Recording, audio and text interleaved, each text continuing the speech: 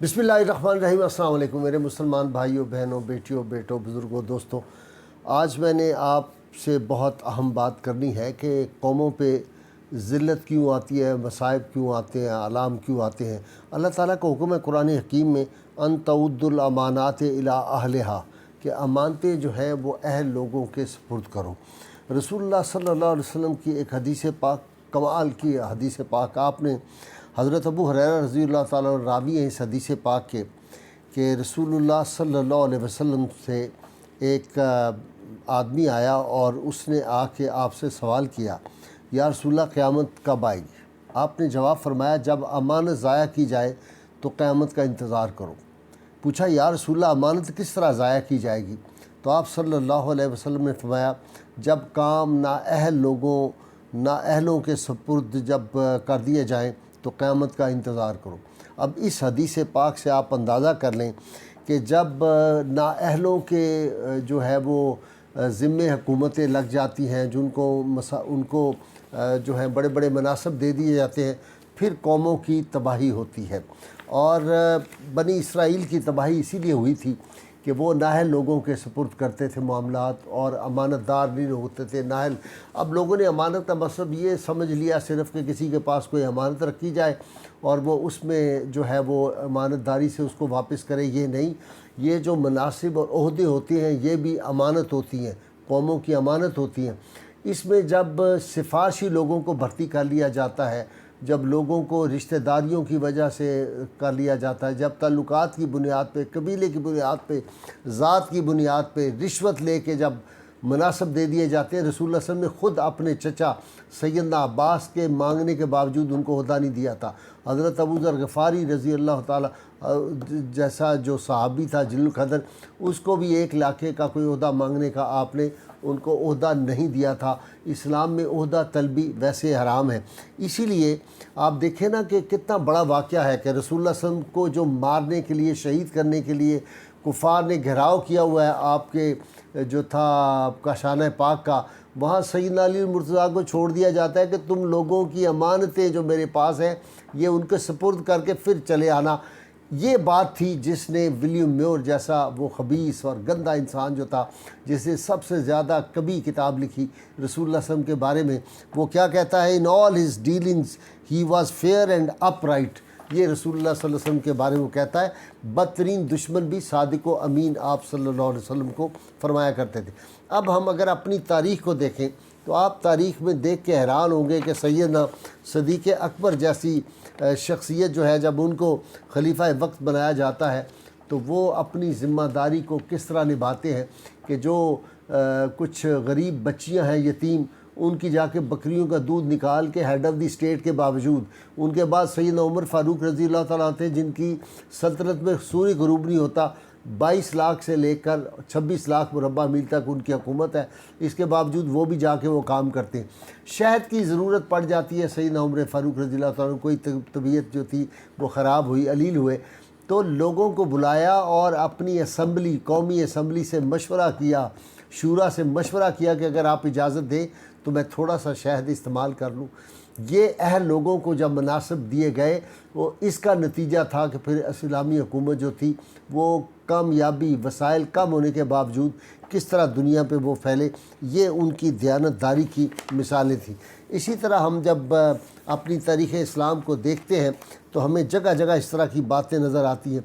सैयदना अबू बकर सिद्दीक़ रज़ी अल्लाह ताला खलीफा वक्त बने हुए हैं और जाके बाग में बैठ के जानवर जो परिंदे हैं उन पर रश कर रहे हैं कि तुमसे तो हिसाब नहीं लिया जाएगा, मुझसे तो क़यामत के रोज़ हिसाब लिया जाएगा इस सल्तनत का। क्या आज हमारे यहाँ किसी को ये ख्याल है? मैं अफसोस से कहता हूँ, पाकिस्तान में आप अक्सर लोग देखेंगे जिनको मुनासिब में तमाम ज़िंदगी के शोबों में लगाया है, चुन चुन के नाअहल लोग लगाए हुए। हत्ता के सूबों के सरबराह जब चुने जाते हैं तो उनके मामले में भी जो सबसे बड़ी क्वालिटी देखी जाती है वो देखी जाती है कि नाअहल हो, नालायक हो, हर एतबार से तो उसको ओहदा दिया जाए ताकि वो हमारा جو ہے وہ بڑا تابعدار رہے۔ سیدنا عمر فاروق رضی اللہ تعالیٰ عنہ خلیفہ وقت ہے اور بیٹھ کے تنکا اٹھاتے ہیں تو کہتے ہیں کہ کاش میں یہ تنکا ہوتا کل قیامت کے روز مجھ سے حساب نہ لیا جاتا، کاش میری ماں نے مجھے جنا نہ ہوتا کہ یہ اتنی بڑی جو ذمہ داری مجھ پہ ڈالی گئی ہے، قیامت کے روز مجھے اس کا حساب دینا پڑے گا۔ ایک دن لوگوں نے دیکھا کہ پانی کی جو بڑی مشق، آج ہماری نوجوان نسل نے تو وہ نہیں دیکھی، پہلے ہم نے دیکھی اپنے بچپن میں مشقیں ہوتی تھی اس کی لیدر کی بنی ہوئی چمڑے کی، اس میں پانی لوگ لاتے تھے نلکوں سے بھر کے اور پھر گھروں میں جو ہوتا تھا وہ پانی تقسیم کرتے تھے۔ تو مشق اٹھائی ہوئی تھی پانی کی اپنی پشت کے اوپر، لوگوں نے کہا یہ کیا کر رہے ہیں خلیفہ وقت؟ کہنے لگے نفس جو تھا نا اس کو ذرا خیال آ گیا تھا کہ میں خلیفہ ہوں، تو میں نے کہا اس نفس کی ذرا میں اصلاح کر دوں۔ اسی طرح جب سیدنا صدیق اکبر جو تھے ان کا وصال ہوا تو وہ آپ نے اپنی جو لاڈلی بیٹی تھی ام المومنین سیدہ عائشہ صدیقہ، ان سے کہا بیت المال کی یہ چیزیں صرف میرے پاس تھیں، یہ خلیفہ دوم جو سیدنا صدیق عمر فاروق کو یہ دے دینا۔ وہ کیا تھیں؟ وفاق کے وقت ان کے پاس بیت المال کا ایک اونٹ تھا، ایک حبشی غلام تھا، ایک پیالہ تھا لکڑی کا اور ایک پرانی چادر، یہ تھی۔ اور جب یہ سیدنا فاروق اعظم کو دی گئیں تو ان کی آنکھوں سے آنسو چلے گئے، آنسو جو تھے اشک بار وہ ہو گئے کہ کتنے بڑے امتحان میں آپ نے ہمیں ڈال دیا ہے۔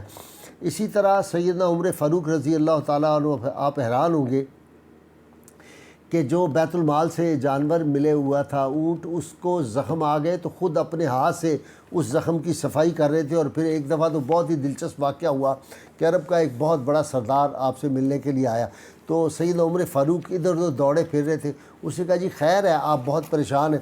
آپ نے فرمایا بیت المال کا اونٹ گم ہو گیا ہے اور میں اس کو تلاش کر رہا ہوں۔ تو لوگوں نے کہا جی آپ کسی اور کی ذمہ داری لگا دیں۔ کہا قیامت کے روز تو مجھے جو ہے وہ پوچھا جائے گا اس بارے میں کہ تم نے وہ جو تھا بیت المال کا اونٹ وہ کدھر گیا تھا؟ تو جب تک وہ نہیں ملا اس دھوپ میں اس گرمی میں خود اس کو تلاش کرتے رہے۔ اسی طرح آپ کو یاد ہوگا کہ 12 پیبند آپ کے کرتا مبارک پہ لگے ہوئے تھے جب آپ گئے تھے بیت المقدس کی چابیاں لینے کے لیے اور وہ فتح ہوا تھا۔ تو یہ جو احساس ہوتا ہے، جو لوگ منصب پہ لگائے جاتے تھے دیندار، تو اس لیے کامیابیاں ہوتی تھی۔ اور جو بنی اسرائیل کی سب سے بڑی تباہی جس طرح میں نے عرض کیا وہ اس لیے ہوئی تھی کہ وہ نااہل لوگوں کو، سفارشی لوگوں کو جو تھے بنا دیا جاتے تھے، کسی کی بیوی نے سفارش کر دی، کسی کے بھائی نے سفارش کر دی، اور وہ اس لیے بنی اسرائیل کی حکومت اتنے 100 برس رہی، پھر وہ ذلیل و خوار ہوئے۔ تو آج ہمیں اس طرف دیکھنا پڑے گا کہ ہمارے ہاں بھی کوئی ایسا آدمی ہے جو کسی غریب اور مسکین کو جو حکمران وقت ہے جا کے وہ ہاتھ ہی ملا لے۔ یہاں تو حالت یہ ہے کہ نابینا عورت کے جو بکری کا دودھ ہے وہ سیدنا صدیق اکبر ان کے گھر کے کام جا کے کرتے ہیں۔ سیدنا عمر فاروق نے بھی کوشش کی تو انہوں نے کہا مجھ سے پہلے کوئی بندہ کام کر جاتا ہے آ کے، جب دیکھا تو اندھیرے میں صبح کی نماز سے پہلے جا کے سارے کام کر کے اس نبینا عورت کے خلیفہ وقت جو تھے سیدنا صدیق اکبر آ جایا کرتے تھے۔ تو یہ جو احساس ذمہ داری ہے، یعنی سب سے بڑی ہماری جو اس وقت مسائل ہیں، میں کہا کرتا ہوں پاکستان کا سب سے بڑا مسئلہ دیانتدار حکمران ہے۔ جس دن ہمیں کوئی ایک دیانتدار حکمران ملا اور اس نے اہل لوگوں کو اپنے ارد گرد اکٹھا کیا تو وہ دیکھیں گا ہر شعبہ زندگی میں، ہر شعبہ میں، کسی میں سوائے ایک جو فوج میں میکانزم ہے ہماری میں کہ اس میں کوئی نااہل آدمی اوپر نہیں آ سکتا، ایک پروسیس ہے ان کا بڑا زبردست، چھانی ہے جہاں سے گزارا جائے۔ ورنہ تو آپ جتنے بڑے بڑے عہدے ہیں ماشاءاللہ دیکھیں، میں نے ایک بڑے منصب کے جو صاحب ہیں ان کا کچھ روز پہلے بیان اخبار میں پڑھا تو اس میں کچھ مشکل الفاظ تھے۔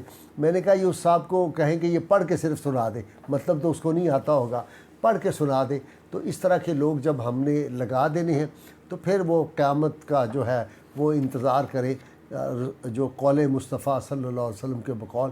اس لیے اللہ کی ان سے دعا ہے اللہ تعالی ہمیں حضور رحمت کونین صلی اللہ علیہ وسلم کی غیر مشروط محبت لامحدود وفاداری نصیب فرمائے۔ نعرے میرا ساتھ کیجیے، نعرہ ضرور لگایا کیجیے۔ پاکستان کا مطلب کیا؟ لا الہ الا اللہ محمد رسول اللہ صلی اللہ علیہ وسلم۔